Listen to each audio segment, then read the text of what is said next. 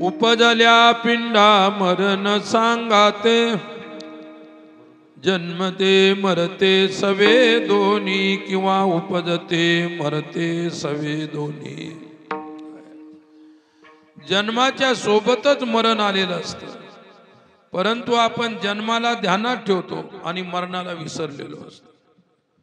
जन्म प्रत्येक वर्षी आपण साजरा करतो वाढदिवसाच्या रूपात, पण आयुष्यातले जेवढे वर्ष कमी झाले तो मृत्यूचा दिवस, आनंदाचा दिवस कोणी साजरा करत नाही. जन्मामध्ये जेवढं दुःख आहे मृत्यू तेवढं दुःख नाही. जन्माचं दुःख जन्मभर आहे आणि मृत्यूचं दुःख क्षणभर आहे. क्षणातच आपली यात्रा संपून जाते. आणि मात्र जन्म 10 वर्ष, 50 वर्ष, 60 वर्ष, 70, 80, 90, 100. परंतु माणसाला आयुष्याचं गणित न कळल्यामुळे माणसा अजूनही जन्म मरणाच्या बाबतीत या कोड्यामध्ये अडचणीत आहे, अनभिज्ञ आहे, अज्ञानी आहे.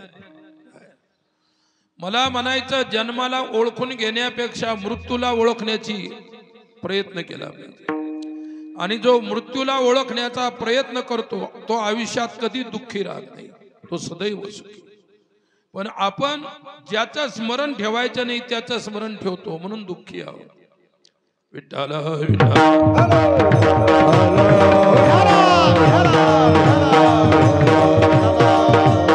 आणि आपण नेहमी म्हणत असतो काय, दुःख बांधवाडी आहे संसार, सुखाचा विचार आहे कोटी, सुखाचा विचार आहे कोटी.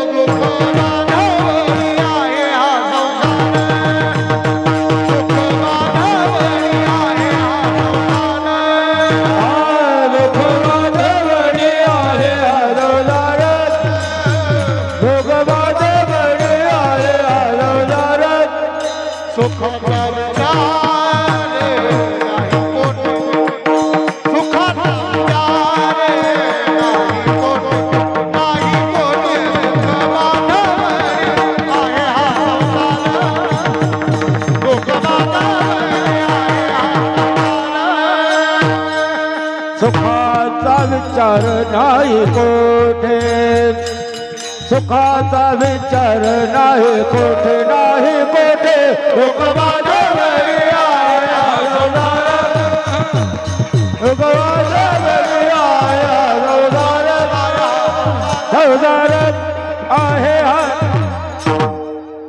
दुःख बांधवडी आहे हा संसार, सुखाचा विचार नाही कोठे. संसार सदैव दुःखानं बांधलेला आहे. संसार म्हणजे जन्म. संसाराला येणे म्हणजे जन्माला येणे, आणि जन्म हा दुःखाने बांधलेला आहे. काय पहा, संसार म्हणजे जन्म हा संसार आहे, आणि मृत्यूनंतर पुन्हा जन्माला यायचा असेल तोही संसार आहे. परंतु मुक्तीनंतर, मृत्यूच्या नंतर ज्याला मुक्ती मिळते त्याचा संसार सुटलेला असतो. तुम्हाला एक उदाहरण सांगतो. पहा, नाथ योगामध्ये गोपीनाथ नावाचा योगी झाला. तो अगोदर गोपीचंद राजा होता. त्यांची आई होती मैनावती. गोपीचंद राजा तरुण होता. त्याच्या पुष्कळ दास दास्या राण्या होत्या. एके दिवशी आई ज्ञानी होती. गोपीचंदाची आई गोरक्षनाथाची शिष्य होती. विठ्ठल विठ्ठल.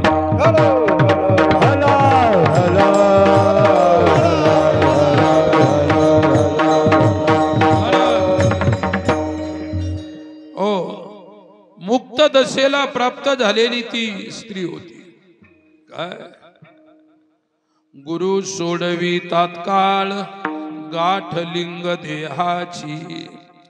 लिंग देह म्हणजे सूक्ष्म शरीर आणि अज्ञाने सूक्ष्म शरीरात राहते, वासना सूक्ष्म शरीरामध्ये राहते, जन्माची आसक्ती सूक्ष्म शरीरामध्ये राहते आणि मृत्यूचं भय सुद्धा सूक्ष्म शरीरामध्ये राहते.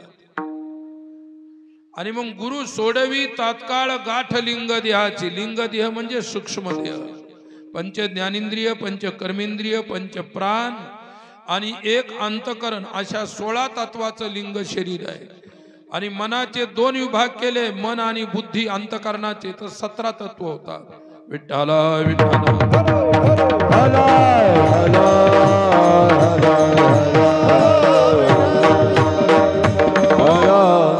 एके दिवशी तो गोपीचंद राजभवनामध्ये असा चौक होता, वाडा होता, त्याच्यामध्ये सोन्याच्या पलंगावर स्नान करण्यासाठी बसलेला होता.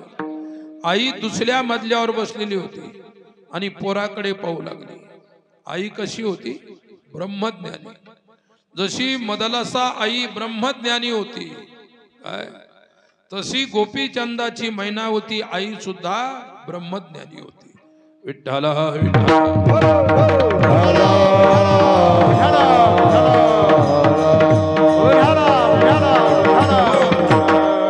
सुख दुःख आणि संसाराचं सम्यक म्हणजे खरं ज्ञान ज्ञानी पुरुषाला असतं.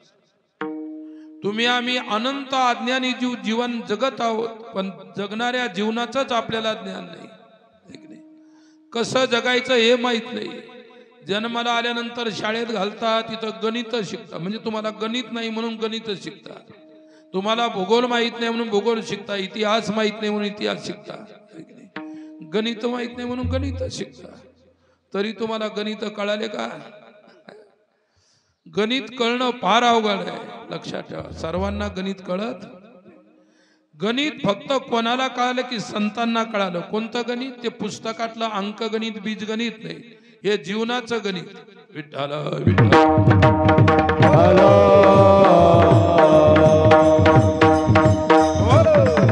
खाली बाळ बसलेला होता. बाळ म्हणजे काही लहान लेकरू नाही, तरणा बांड बिलकुल बसलेला होता. नेमकाच राजा झालेला होता. बापाच्या गादीवर त्याला आरूढ केलं होतं. आई वरच्या मजल्यातून पाहू लागली, काय किती मौज आहे, मस्ती आहे. तरुण आहे, परंतु स्वतःच्या मृत्यूला विसरलेला तरुण आहे. कपडे वगैरे काढून ज्यावेळी अंडरपॅन्टवर झाला, तिथं चौकीत बसला, म्हणजे सोन्याच्या पलंग चौरंगावर बसला. चारी बाजूना दात दशा, अंगाला त्या ठिकाणी उठणं लावण्यासाठी, साबण लावण्यासाठी, सुगंधित तेल लावण्यासाठी, चोळून आंघोळ घालण्यासाठी. आई पाहू लागली वरून, किती सुंदर माझं बाळ आहे. एवढं जरी सुंदर असेल, पण एक दिवस काळाच्या जबड्यात गेल्याशिवाय राहणार. काळ म्हणतो का हे सुंदर आहे म्हणून याला मरण नाही. काळाने केली का आतापर्यंत कृपा कोणावर? जन्माला आलेला सुंदर असो, बेडब असो, असुंदर असो, लंगडा असो, आंधळा असो, पांगळा असो, कसाही असो, काळ त्याला घेऊन जाणार. म्हणजे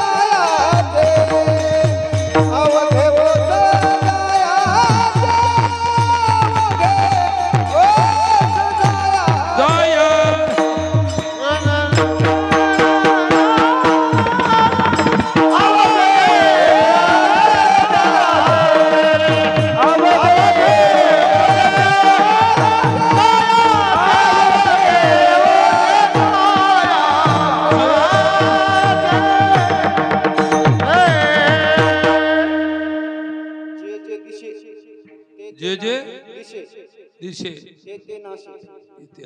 अवघे ओ सजायाचे. कारण आवाज घुमल्यामुळे तुम्ही काय म्हणता ऐकू येत नाही. आवाज घुमतोय. विठ्ठला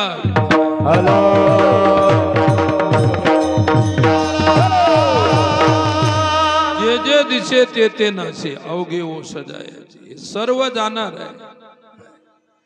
जे दिसणारा हा दृश्य प्रपंच आहे. वेदांत सांगतो दृश्य नासणार आहे. नाशिवंत देह जाणार सकळ, आयुष्य खातो काळ सावधान. जे जे देखणे सकळ ते स्वप्नीचे माया जाळ. जे जे दिसतं ते स्वप्नाप्रमाणे जाणार आहे. रात्री तुम्हाला झोपीत स्वप्न पडलं, सकाळपर्यंत सारखं राहिलं का ते? अरे ते स्वप्न पडण्यापुरतंच आहे. तुम्ही थोडीशी जागृती आली की स्वप्न गेलं. ज्ञानदेव वाणे पाहता पाहिले, स्वप्न जे जेविले जाई न दया, स्वप्न जे जेविले जाई न दया. ज्ञानदेव वाणे पाहता पाहिले, स्वप्न जे जेविले जाई न दया, स्वप्न जे जेविले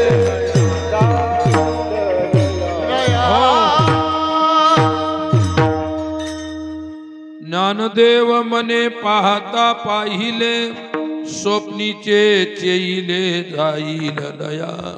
माऊली काय म्हणतात? पाहता पाहिले. स्वप्नामध्ये आपण पर्वत पाहतो, एक नाही, नद्या पाहतो, आपल्याला आवडीच्या गोष्टी पाहतो, एक नाही. एखादा ब्रह्मचारी असेल तर लग्न झालेलं सुद्धा स्वप्नात पाहतो. उठल्यावर ते इतकं खुश होतं की माझंही लग्न झालं. परंतु ते टिकलं का? स्वप्न अवस्था आहे. स्वप्न असेपर्यंत स्वप्न वस्तू सत्य वाटतात, आणि स्वप्न गेल्यानंतर असं वाटतं की मी नुसतं पाहिलं, काहीच कामाचं नव्हतं. कुठे बायकून, कुठे वराडण, कुठं मंडपण, काहीच नाही. आणि स्वप्नात सर्व दिसत होतं, की नाही? स्वप्नात दिसत होतं त्यावेळी मजा वाटत होत्या, गुदगुल्या होत होत्या, खूप प्रसन्न वाटत होतं. आणि उठल्यानंतर उदास होऊन बसतं. जे पाहिलं ते सर्व खोटं होतं. स्वप्नात पाहिलेलं जसं खोटं आहे, आता आपण बसल्या बसल्या जे पाहत आहोत ते सुद्धा खोटं आहे. फक्त फरक एवढा आहे, ते क्षणिक स्वप्न आहे, हे लंब स्वप्न आहे. काही काळाचं आहे, काही दिवसाचं आहे, काही घंट्याचं आहे. हे एवढं विशाल. ज्यावेळी गाडीचं चाक अति स्पीड मध्ये पळतं त्यावेळी असं वाटतं की चाक उभं आहे, ते फिरत नाही असं वाटतं अति स्पीड मध्ये. तसा आपला संसार आपल्याला जो भासतो, तो संसाराचा स्पीड तेवढाच आहे, पण आपल्याला वाटतं स्थिर झालेलं आहे. मग जागृतीतलं जे स्वप्न आहे ते स्थिर आहे, आणि निद्रेमध्ये जे स्वप्न पडतं ते क्षणिक आहे. विठ्ठला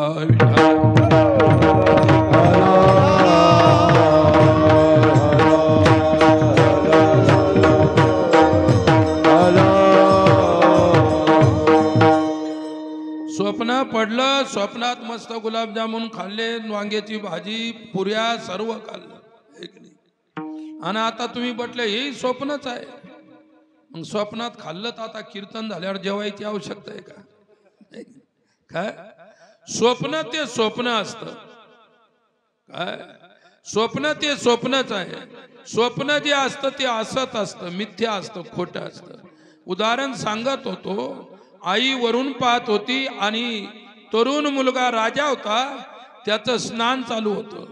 आईनं त्याच्या सुडोल शरीराकडे पाहिलं, किती सुंदर आहे.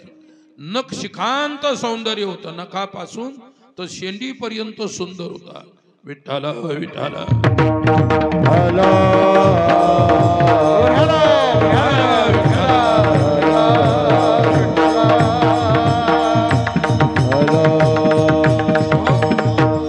एका महिन्यापूर्वी आम्ही मध्य प्रदेशात गेलो. एक मुलगा आणि एक मुलगी, सख्य बहीण भाऊ. आणि ती बाई दर्शनाला घेऊन आली. 10-12 वर्षाचा मुलगा, 7-8 वर्षाची मुलगी. म्हणे देवा, यायला जन्मच कशाला घातला, मला विचारायला लागलं. अरे म्हटलं चांगला जन्म घातला, झालं काय? देवाला जर इतकं सुंदर त्यांना स्वरूप दिलं, मग देवाना त्याला बेढप कसं काय केलं? म्हटलं चांगलं दिसून राहिलं सर्व. पोराचं शर्ट वर केलं तर सर्व गवळं होता, सर्व कोड फुटलेले होते. पाठीला कोड, पोटाला कोड, फक्त तोंडाला यायचे राहिले होते. सौंदर्य दिलं, त्याच्याबरोबर काय दिलं? बिमारी सुद्धा दिली, रोग दिला, सौंदर्य दिलं. समाधान आहे का? मुलगा झाला याच्या समाधान वाटायला पाहिजे की नाही, परंतु सुंदर असला पाहिजे तर समाधान. दिलानं परमेश्वराने कसा को होईना, नाही नाही नाही, तो सुंदर असला पाहिजे. आईनं पाहिलं वरून, किती सुंदर माझा पुत्र आहे, किती सुंदर आहे, राजा आहे, आजचा राजा आहे, पण उद्या मृत्यूच्या गालात गेल्याशिवाय राहणार नाही. आईनं त्याच्या शरीराकडे पाहून असा विचार केला, किती सुंदर आहे, पण एक दिवस काळ खाणार. घडी घडी काळ वाटयाचे बाहेर घडी घडी काळ वाटयाचे बाहेर घडी घडी घड घड काळ वाटयाची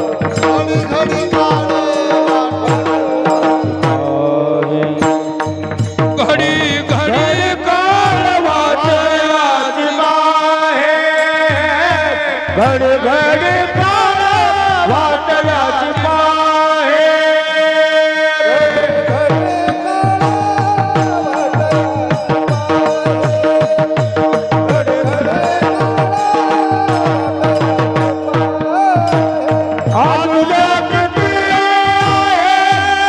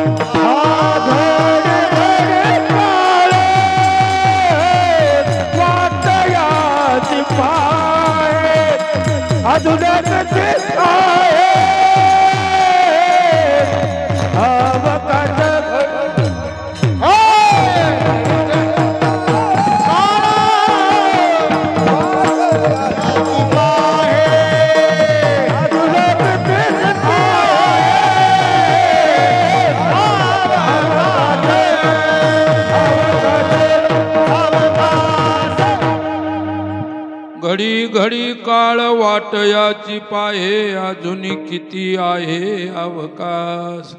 किती सुंदर माझं बाळ आहे, पण याचा काळ, याचा मार्ग पाहत आहे, रस्ता पाहत आहे, याला गिळण्यासाठी पाहत आहे, आणि याचा एक दिवस त्या ठिकाणी मृत्यू होणार. आईला दुःख व्हायला लागलं. शरीर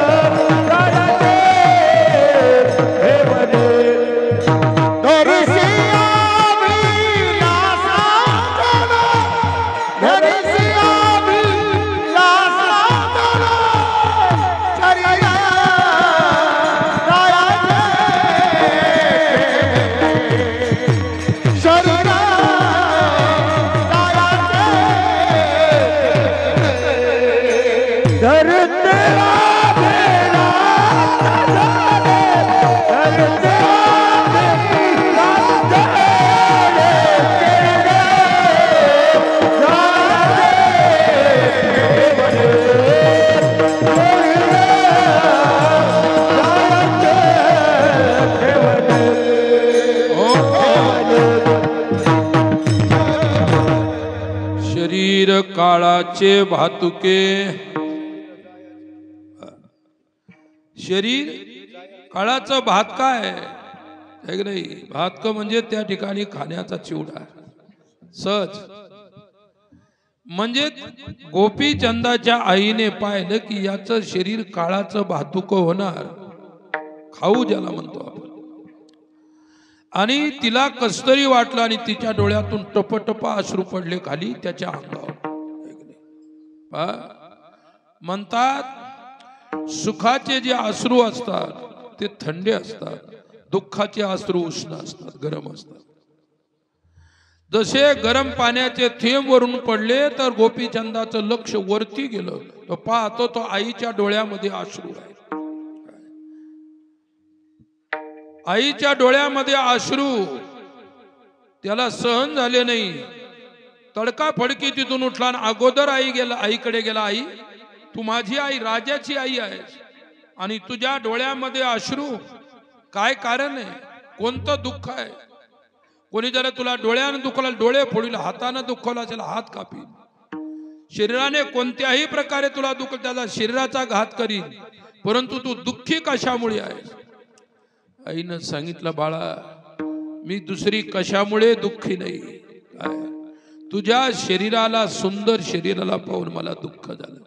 याचा अर्थ माझं शरीर बेकार व्हायला पाहिजे होतं का?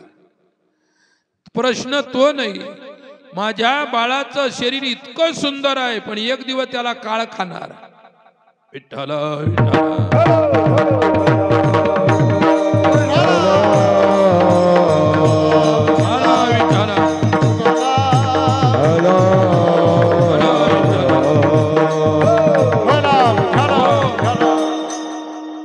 एक दिवस काळाचा तो ग्रास होणार. हरिचंद माडीहून खाली उतरला. आता सोन्याच्या चौरंगावर बसायला आंघोळीला नाही गेला. जसा खाली उतरला, दरवाजातून बाहेर पडला, तसाच साधू झाला. पुन्हा घरी आला. गोपीचंद राजाचा गोपीनाथ झाला. फक्त कीर्तन झाल्यानंतर तुमच्यातलं कोणी पळू नका एखादं, माझ्यावर मुसीबत यायची. विठ्ठल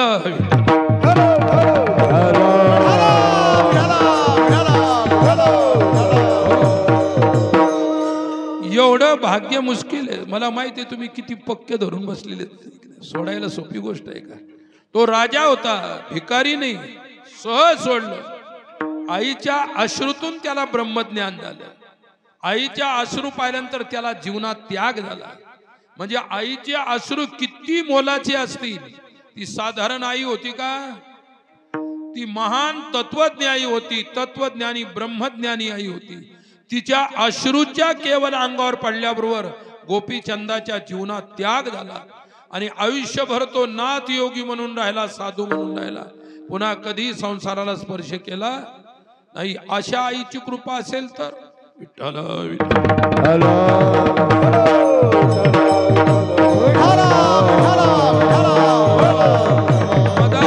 मदालसेच्या मुलाला त्याग झाला पण उपदेश केल्यानंतर, आणि हरिचंदाच्या गोपीचंदाच्या आईला उपदेश करावा लागला नाही.